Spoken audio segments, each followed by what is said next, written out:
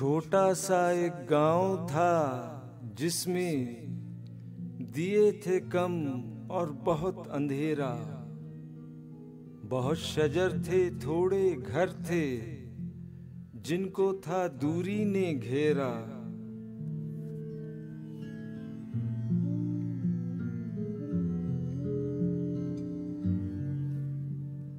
इतनी बड़ी तन्हाई थी जिसमें जागता रहता था दिल मेरा।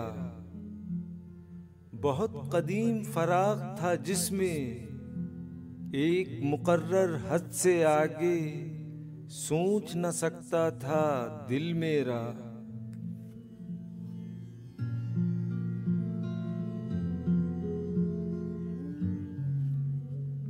ऐसी सूरत में फिर दिल को ध्यान आता किस ख्वाब में तेरा।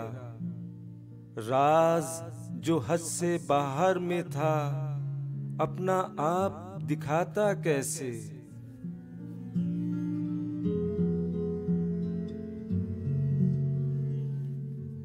सपने की भी हद थी आखिर, सपना आगे जाता कैसे। छोटा सा एक गांव था जिसमें दिए थे कम और बहुत अंधेरा।